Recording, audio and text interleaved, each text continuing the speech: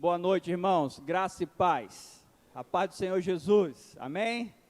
É uma alegria poder estar aqui junto com vocês, poder cultuar, louvar e adorar a Deus e trazer a palavra do Senhor ao nosso coração. Amém? Quero te convidar a você abrir a sua Bíblia em Filipenses, capítulo 4. Obrigado.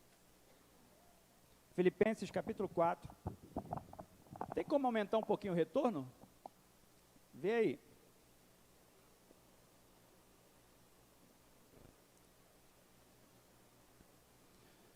Filipenses, beleza, obrigado. Ficou bom. Filipenses capítulo 4, do versículo 10 ao versículo 13. Filipenses capítulo 4, do versículo 10 ao versículo 13.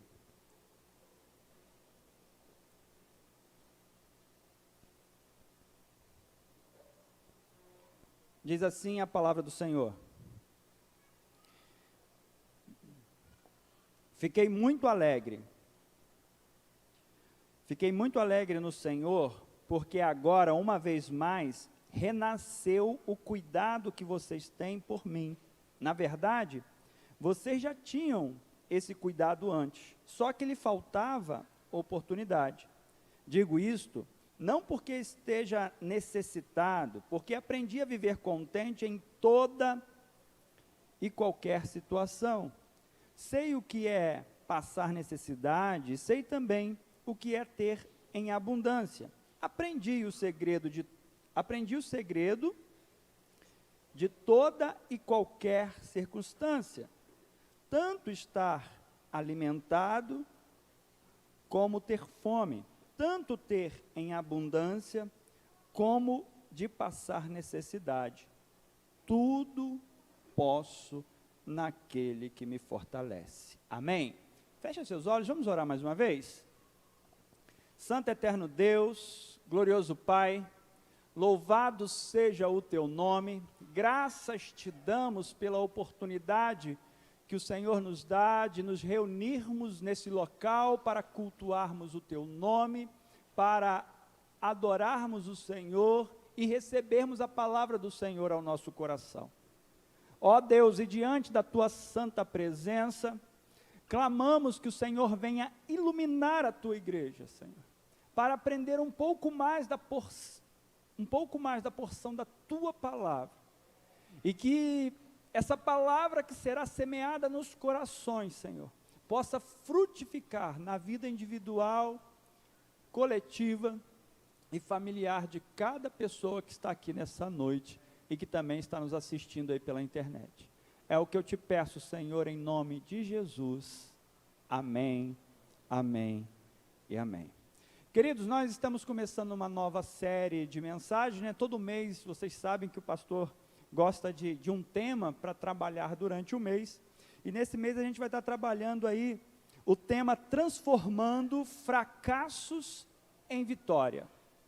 Transformando fracassos em vitória.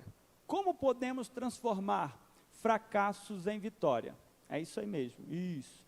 Transformando fracassos em vitória. O que é fracasso, primeiramente? O que nós poderíamos falar sobre fracasso?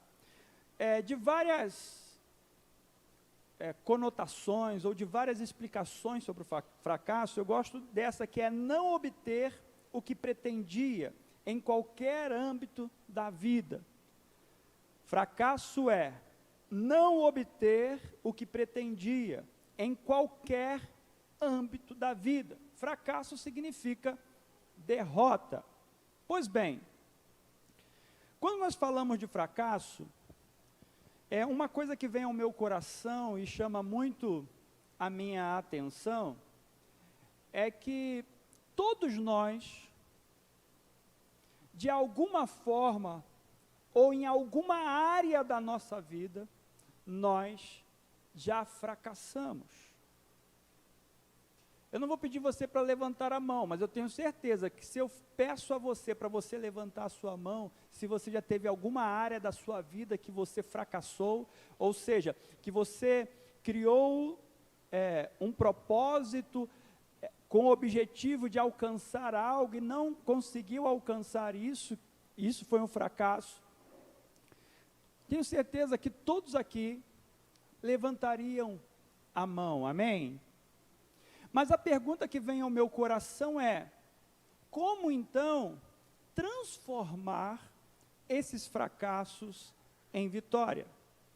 Como uma situação difícil ou um caminho que nós tínhamos trilhados para com um alvo que queríamos alcançar e de repente no meio do caminho não acontece do jeito que queríamos, não acontece da forma que imaginávamos, e então acontece um fracasso, a coisa não dá continuidade. Então, como eu e você podemos transformar essas situações difíceis, transformar essas situações de fracassos em vitória em nossa vida? Como? Como que a gente pode fazer isso? A primeira coisa que eu quero dizer para você, antes de nós entrarmos aqui no texto, é que o dia ruim, ele chega, eu falo muito isso aqui, tá, irmãos? Mas eu vou repetir novamente. O dia ruim, ele chega tanto na casa do bom, quanto na casa do ruim, do justo e do injusto. A palavra de Deus diz que a chuva, ela cai na casa do justo e do injusto, o sol também. Então, o dia mau bate na porta de todos nós, e muitas vezes esse dia mau vem trazendo fracasso em nossa vida, e muitas vezes ficamos desiludidos, ficamos desanimados, ficamos desapontados, ficamos frustrados, e muitas vezes não temos força para avançar, não temos força para darmos continuidade. Mas a pergunta que vem é: o que fazer então nesse dia difícil, para que essa frustração, esse fracasso, se torne em vitória em nossa vida?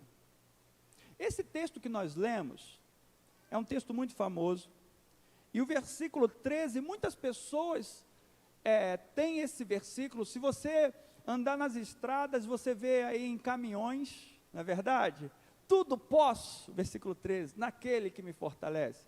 Você vê escrito em carros, você vê em muitos lugares esse texto.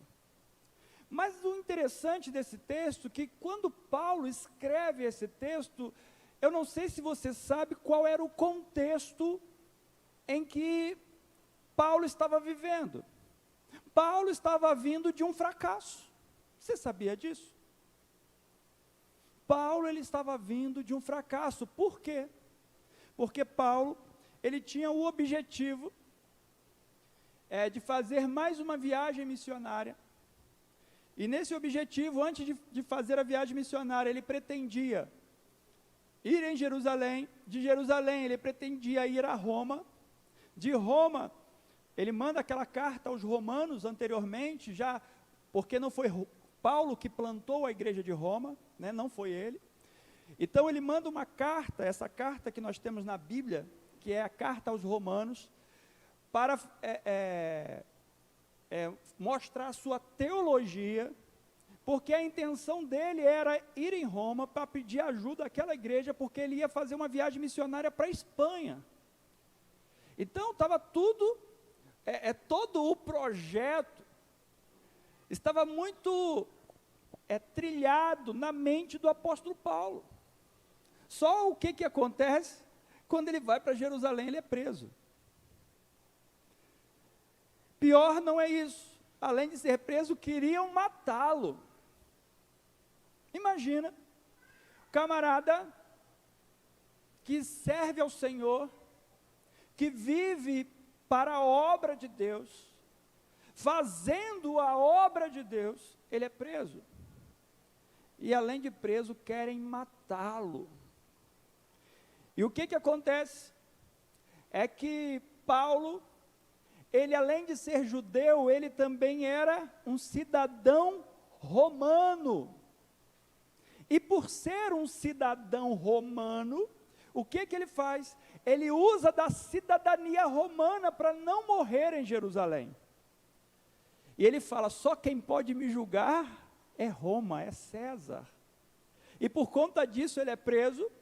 Os seus algozes judeus queriam que ele fosse julgado, sentenciado e morto. Porém, os oficiais romanos não permitiram, o centurião não permitiu que ele fosse morto, e ele foi levado preso, e assim houve então toda uma trajetória de Paulo.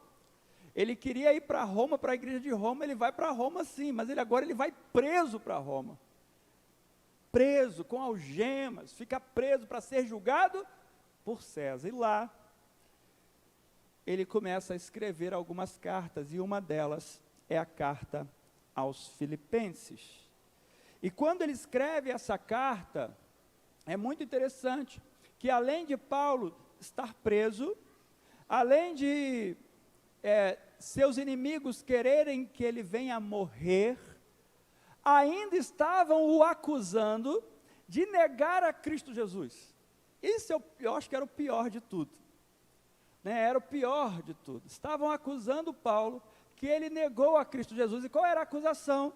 A acusação foi que no momento em que ele podia morrer por Cristo Jesus, ele usou a sua cidadania romana. E os seus inimigos começaram a dizer como que ele é um apóstolo. Na verdade, ele não é um apóstolo, ele é um falso apóstolo. Porque se ele fosse um verdadeiro apóstolo, ele morria pela causa de Cristo Jesus. Ele não usava a sua cidadania romana para sobreviver. E dentro desse contexto, Paulo vai preso. A acusação dentro do contexto da igreja, a qual ele era um dos líderes, aonde tinham pessoas que não concordavam com a sua teologia e o perseguiam.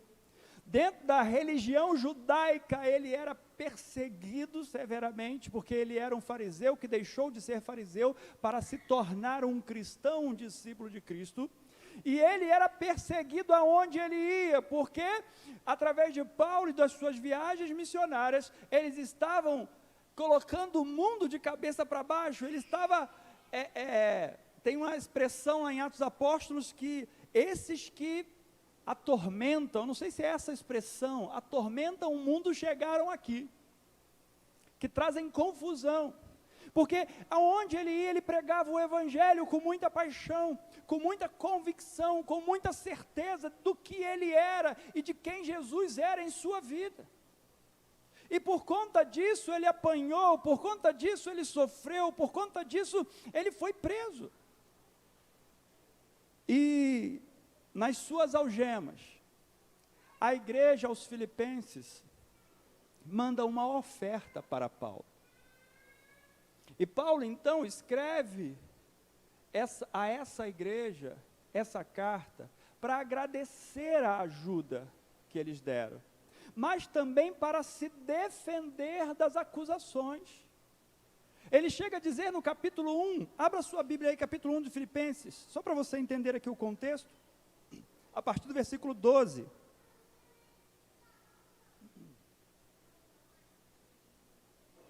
Filipenses 1, a partir do versículo 12.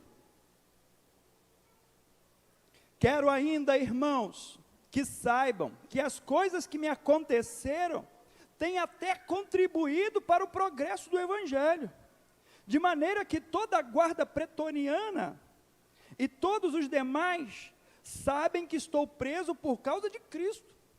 Olha, eu quero que você entenda a visão de Paulo. Paulo estava preso, estava sendo acusado de ter negado a Cristo Jesus e ter pedido a sua cidadania romana para continuar vivo.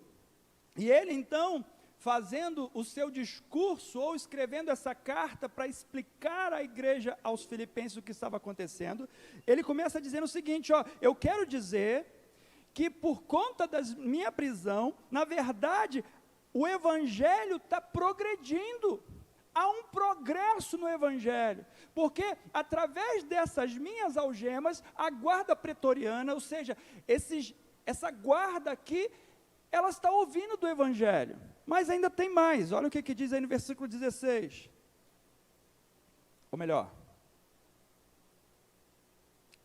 versículo 14, e os irmãos, em sua maioria, estimulados no Senhor por minhas algemas, ousam falar a palavra com mais coragem. Além dos guardas, da guarda pretoriana, estarem ouvindo o Evangelho, os discípulos de Jesus, que ouviram o que aconteceram com Paulo, eles estavam com mais ousadia. Paulo foi preso por amor a Cristo, e nós vamos ainda mais pregar o Evangelho. Nós vamos pregar o Evangelho. Então ele está fazendo uma defesa, falando, os nossos irmãos estão mais pregando o Evangelho.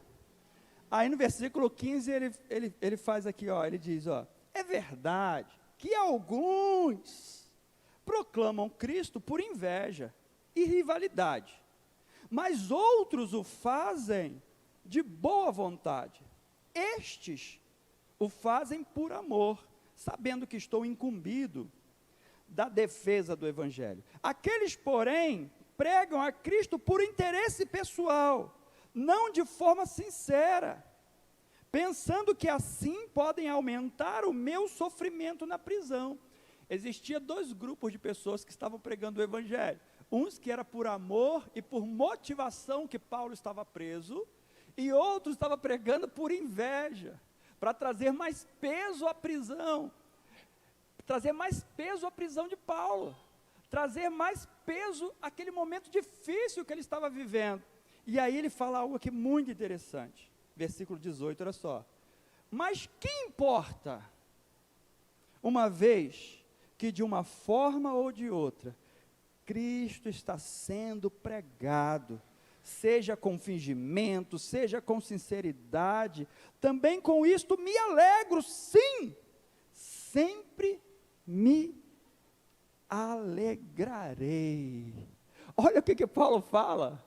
Paulo falou, não importa se eles estão pregando de verdade, se eles estão pregando de mentira, se eles estão pregando por inveja, ou se é por amor, o que importa é que Cristo está sendo pregado, e isso traz alegria ao meu coração, e isso sempre vai me fazer ter alegria. E aí ele diz assim, porque eu estou certo de que pela súplica de vocês, e com a ajuda do Espírito de Jesus Cristo, isso resultará em minha libertação.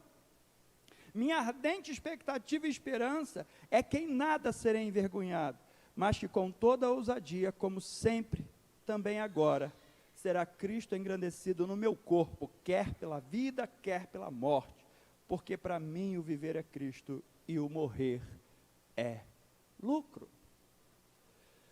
Irmãos, eu quero que vocês entendam esse contexto, para vocês entenderem, Paulo estava preso, Paulo tinha um projeto, e esse projeto foi frustrado, Paulo fracassou nos seus alvos e metas, o grande Paulo, os seus alvos, os seus objetivos não aconteceram do jeito que ele queria que acontecesse, houve uma frustração por sua parte, e ele estava preso, mas mesmo nesta prisão, ele conseguiu transformar esse fracasso em vitória. Mesmo nessa prisão, ele conseguiu transformar essa frustração em um motivo para viver e para olhar para frente. E nos versículos que nós lemos aqui de início, eu não vou ler aqui a parte da carta, mas nesse texto específico aqui, do capítulo 4, a partir do versículo 10, Paulo faz algumas afirmações, que me chamam muito a atenção. A primeira é que ele é grato pela ajuda que a igreja aos filipenses fizeram a ele. Você sabe quem é a igreja aos filipenses? Como que começou a igreja aos filipenses? Eu já falei aqui. A igreja aos filipenses começou com duas famílias. A família de Lídia, que era uma vendedora de púrpura e com o carcereiro. Lembra dessas duas famílias? Assim começou a igreja. E essa igreja se fortificou e se tornou uma igreja muito forte e influente naquela região ali de Filipos. E essa igreja, depois de muitos anos, essa igreja agora estava ofertando, estava abençoando a vida de Paulo. E no momento de frustração, no momento de fracasso, Paulo louva a Deus por essa família, ou melhor, por essa igreja. Ele louva a Deus e agradece essa igreja pela ajuda. Agradece essa igreja que no momento de dor, onde muitos estavam pisando sobre ele, onde muitos estavam falando coisas que eram mentirosas a seu respeito, onde muitos queriam a sua morte, teve uma igreja que o ajudou. Então, ele fica grato, não pela ajuda, mas pela, como é que eu posso dizer? Pela atitude dessa igreja, em reconhecer Paulo como o seu pastor. O interessante também, que Paulo, além de dizer isso, além de agradecer à igreja, ele diz, e essa é a expressão central aqui desse texto, ele diz que ele aprendeu a viver contente em toda e qualquer situação. O interessante é que esse contente, se você olhar no original, é como se fosse uma autossuficiência, independente das circunstâncias. É um contentamento que traz uma autossuficiência, independente das circunstâncias que está à sua volta. E o que contentamento é esse? Que autossuficiência é essa? Essa autossuficiência, esse contentamento, mesmo em circunstâncias difíceis, não está na sua força, mas está no Senhor Jesus. É por conta da fé que ele tinha em Cristo Jesus, e por tudo que ele já tinha vivido com Cristo Jesus, era isso que o sustentava. Por isso que no versículo 13 ele diz, tudo eu posso naquele que me fortalece. Eu posso passar por necessidade, eu posso passar por momento de bonanças, eu posso passar por tudo, porque eu tenho um Deus sobre a minha vida, e esse Deus é o meu Senhor, e os problemas não vão falar mais alto na minha vida.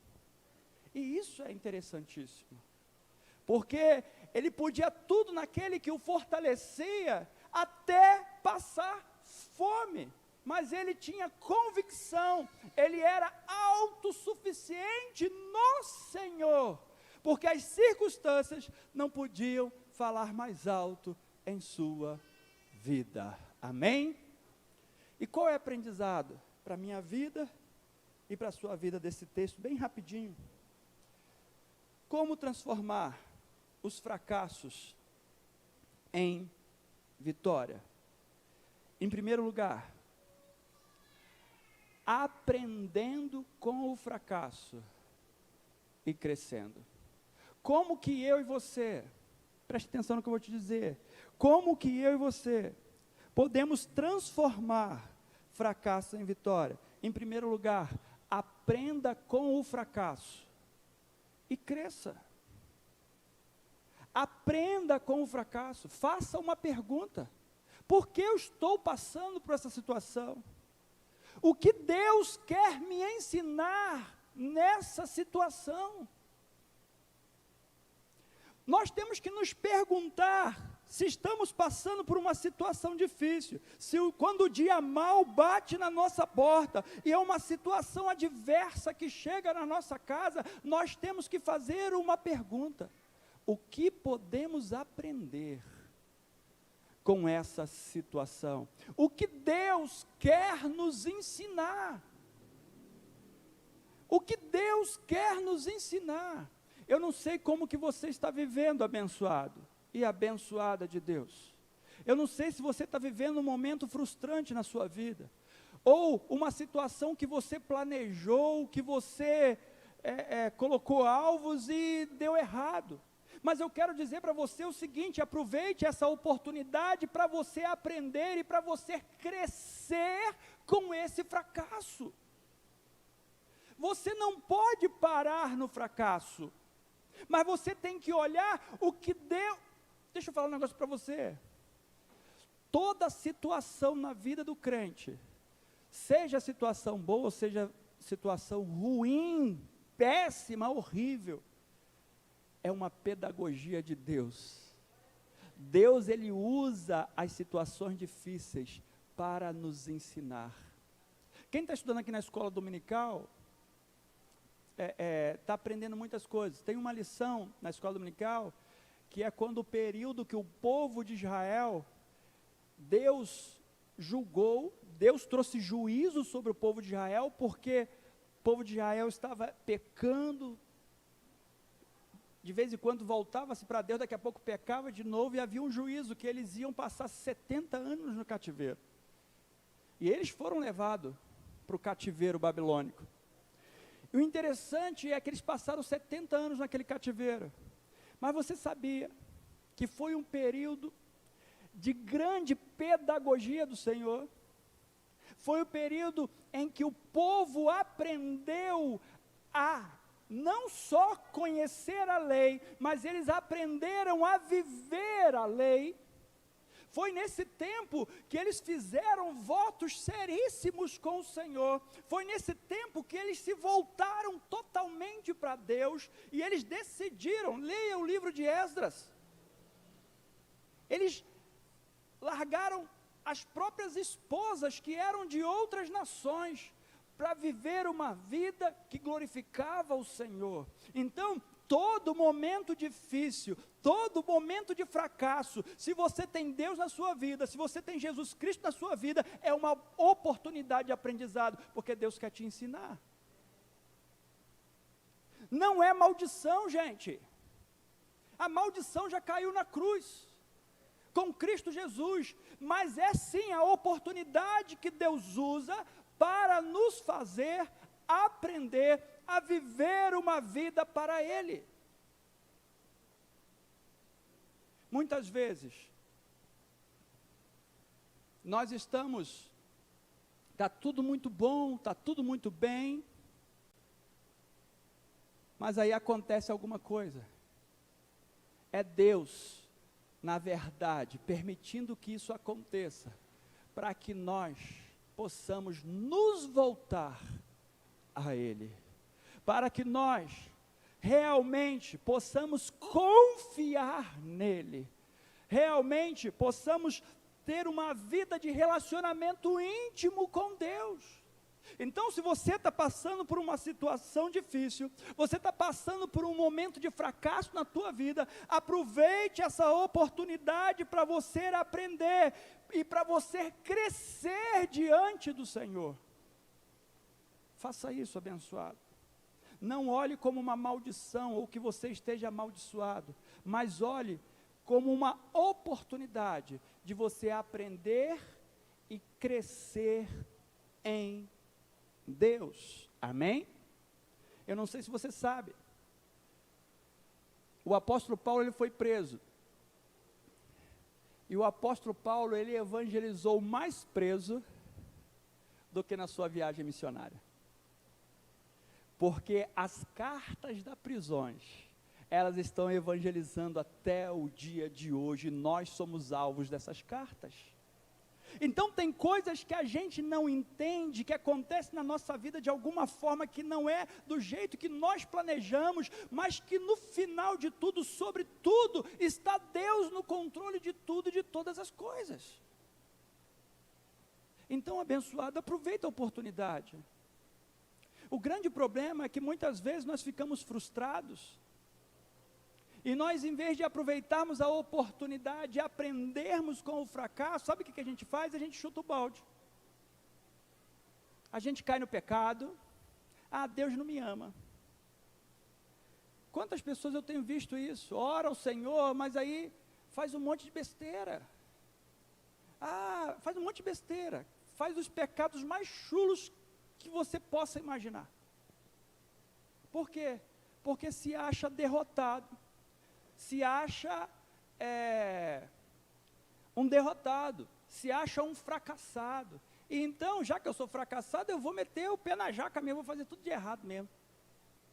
E isso é um grande equívoco, porque a oportunidade que nós temos de crescer no Senhor, a oportunidade que nós temos de crescer e aprender de Deus. Paulo aprendeu demais com o Senhor, Paulo aprendeu demais com as coisas que estavam acontecendo. Será se ele sabia claramente de tudo? Claro que não, mas foi um aprendizado. Ele cada vez mais fortificou a sua fé em Deus. Então aproveite a oportunidade, aprenda e cresça em Deus. A segunda lição aqui que eu vejo nesse texto é que nós precisamos olhar para frente. Não tem como, abençoado, quando nós passamos por uma situação difícil, quando nós passamos por uma frustração, por um fracasso, nós precisamos olhar para frente. E nós precisamos redefinir as nossas prioridades. Nós não podemos ficar parados. E eu quero dizer isso da sua vida. Ah, pastor, eu tive um problema no meu emprego e agora eu não sei o que fazer. Redefina as suas prioridades. Olhe para frente. O interessante é que o apóstolo Paulo aqui em Filipenses mesmo, ele fala algo muito interessante, né? Ele dissertando aqui para a igreja aos Filipenses, no versículo 13, ele diz assim: irmãos, ele está falando da fé dele em Cristo Jesus, que ele tem lutado para melhorar, que ele tem lutado para ser igual a Cristo, que ele tem lutado para que as pessoas vejam Cristo em sua vida. E no versículo 13 ele diz assim: irmãos, quanto a mim, não julgo havê-lo alcançado, mas uma coisa faço, esquecendo-me das coisas que ficam para trás, e avançando para as que estão diante de mim, prossigo para o alvo, para o prêmio da soberana vocação de Deus em Cristo Jesus. Abençoado, presta atenção, a gente pode perder uma batalha, mas a guerra já foi vencida por Cristo Jesus. Nós podemos perder uma batalha aqui nos nossos relacionamentos, no nosso trabalho, no nosso dia a dia, mas a vitória já é certa. Por isso que os nossos olhos têm que olhar para frente e olhar para Cristo Jesus. O nosso alvo é Cristo Jesus. Prossigo para o alvo, para o prêmio da soberana vocação de Deus em Cristo Jesus. Olhe para frente, redefina as prioridades. Quais são as prioridades da sua vida? E eu queria dizer isso para você. É uma oportunidade de priorizarmos Deus. Quando estamos passando por situações difíceis, é uma oportunidade de priorizarmos a nossa intimidade com Deus. Quanto tempo você não ora? Ah, pastor, eu oro todo dia. Não, irmãos, eu estou falando quanto tempo você não tira um tempo de qualidade com Deus. Não, pastor, eu oro na hora do almoço, eu oro de manhã quando acordo, eu oro à noite quando vou dormir. Não estou falando dessa oração. Amém, glória a Deus. Eu estou falando de tempo de qualidade com Deus. Tempo com Deus. Aonde você lê a Bíblia, aonde você medita no que a Bíblia está falando ao seu coração, onde você ora, você fala com Deus, onde você tira um momento para ficar sós com Deus, e fala assim: eu estou aqui para o Senhor, eu quero ter um tempo com o Senhor, eu quero desfrutar da sua presença, eu quero desfrutar do seu Santo Espírito. Quanto tempo você não faz isso? Tem um texto da palavra de Deus, lá no Salmo 37, versículo 3, que diz assim: agrada-te do Senhor, e Ele satisfará os desejos do teu coração. E por muito tempo eu lia esse texto achando que agradar o Senhor era eu ficar fazendo a vontade de Deus. Mas aquele agrada-te do Senhor ali, na verdade, é desfrutar de Deus. é gozar da presença de Deus, é ter intimidade com Deus, porque como que Deus vai agradar um coração corrupto que não esteja alinhado com a sua vontade? E o nosso coração só vai estar alinhado com a vontade de Deus se nós desfrutarmos da presença de Deus. Se nós tivermos intimidade com Deus, se nós buscarmos a presença dEle em nossa vida, nós buscarmos o Espírito Santo, termos um tempo de qualidade com o Senhor. Dessa forma, o nosso coração se alinha com o coração de Deus, e Deus satisfaz os desejos do nosso coração. E a nossa frustração cai por terra, porque a gente vai caminhar em novidade de vida, ou seja, a gente vai caminhar na presença do Senhor. Isso é algo muito importante. Então, nós precisamos olhar para frente, nós precisamos redefinir as nossas prioridades, e a prioridade na nossa vida tem que ser intimidade, intimidade com o Senhor. Por quê, pastor? Porque se não tivermos intimidade, os nossos olhos vão ficar limitados às circunstâncias, nossos olhos vão ficar limitados àquilo que está à nossa frente. Por isso que o apóstolo Paulo, ele também diz lá em 2 Coríntios capítulo 4, a partir do versículo 16, ele diz assim: portanto não desanimamos, pelo contrário, mesmo que o nosso homem exterior se corrompa, contudo, o nosso homem interior, o homem interior é aquele que está em intimidade com Deus, se renova de dia em dia, porque a nossa leve e momentânea tribulação não se compara com o nosso eterno peso de glória. Ou seja, por mais que soframos nessa vida, por mais que passamos por frustrações, por mais que passamos por fracassos, não se compara com o eterno peso de glória que está preparado para aqueles que têm Deus em sua vida, para aqueles que têm Cristo Jesus. E Paulo ainda diz: não atentemos nas coisas que vemos, mas nas que não vemos, porque as que vemos é temporal, e as que não vemos é eterna. Então, abençoado, nós precisamos olhar para frente, nós precisamos redefinir as nossas prioridades, e a nossa prioridade tem que ser intimidade com Deus, para que o nosso coração esteja alinhado à vontade de Deus para a nossa vida, e não a nossa própria vontade.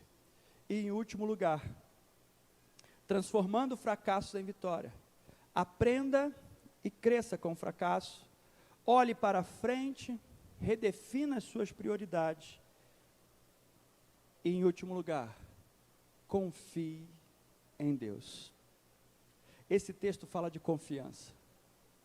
Aquele que está aprendendo com a frustração, aprendendo e crescendo em Deus, aquele que está redefinindo a sua prioridade por conta desse fracasso, priorizando Deus em sua vida, esse vai entender que o que sustenta a sua vida é Deus, o que guarda a sua vida é Deus, quem está no controle de tudo é o Senhor, e não importa se eu estou na prisão ou se eu estou no palácio, o que importa é que eu estou no lugar certo, que é o lugar da confiança, que é a fé em Deus, que é o esconderijo do Altíssimo, a sombra do Onipotente. Esse lugar é o lugar da fé, é o lugar da confiança, é o lugar aonde eu creio em Deus. É o esconderijo do Altíssimo, é aquele lugar que ninguém pode tocar em você, o mundo pode estar caindo ao seu lado, o terremoto pode estar acontecendo, mas você está naquele lugar, que é o lugar da fé, que é o lugar da confiança, que é o esconderijo do Altíssimo, onde praga nenhuma vai chegar a você. Amém, irmãos? Quando nós estamos nesse lugar de fé, irmãos, pode vir o que for, a gente está seguro, porque a gente entende que Deus, Ele está no controle de tudo e de todas as coisas, e a nossa vida está nas mãos de Deus, e mesmo se nessa situação difícil nós viermos a morrer, nós vamos glorificar o Senhor, porque a morte para o crente é uma bênção, porque nós vamos encontrar com Ele, e vamos viver com Ele para todo sempre. O apóstolo Paulo, aqui em Filipenses, ele diz algo muito interessante. Capítulo 1, versículo 22. Olha o que ele diz, para eu fechar. Ele fala, porque o viver, 21, porque o viver para mim é Cristo, e o morrer é lucro. Mas no 22, olha o que ele fala. Entretanto, se eu continuar vivendo, poderei ainda fazer alguma coisa. Poderei ainda fazer algum trabalho frutífero. Assim não sei o que devo escolher. Estou cercado pelos dois lados, tendo desejo de partir e estar com Cristo, o que é incomparavelmente melhor. Mas por causa de vocês, é mais necessário que eu continue a viver. Convencido disso, estou certo de que ficarei e permanecerei com todos vocês, para que progridam e tenham alegria na fé. Olha, o melhor era eu morrer e estar com Cristo. Ele estava tranquilo quanto à questão da morte, mas ele fala, eu escolho viver para que vocês possam crescer na fé. Irmãos, isso é maravilhoso, isso é confiança. Por isso que quando ele diz lá no capítulo 4, nós vamos ler a última vez para encerrar, o capítulo 4 ele diz o seguinte, digo isso não porque esteja necessitado, porque aprendi a viver contente em toda e qualquer situação. Esse contentamento, essa convicção, essa alegria, mesmo diante das dificuldades, é a confiança, Ele diz, sei o que é passar necessidade, sei também o que é ter em abundância, aprendi o segredo. Qual é o segredo de todas as coisas? Qual é esse segredo? Qual é o segredo de toda e qualquer circunstância? Tanto sei estar alimentado, como ter fome, tanto ter em abundância, como de passar necessidade. Qual é o segredo? O segredo é, tudo posso naquele que me fortalece. Tudo posso no meu Senhor e Salvador Jesus Cristo. Tudo posso naquele que morreu por mim na cruz do Calvário. Tudo posso porque Ele já mudou a minha história, Ele já mudou a minha vida, e eu sei para onde eu vou estar com Ele para todo sempre. Que você tenha Jesus na sua vida, e que você possa transformar esses fracassos momentâneos em motivação para ter uma vida de fidelidade ao Deus Todo-Poderoso, através da fé em Cristo Jesus. Amém? Que Deus te abençoe, em nome de Jesus.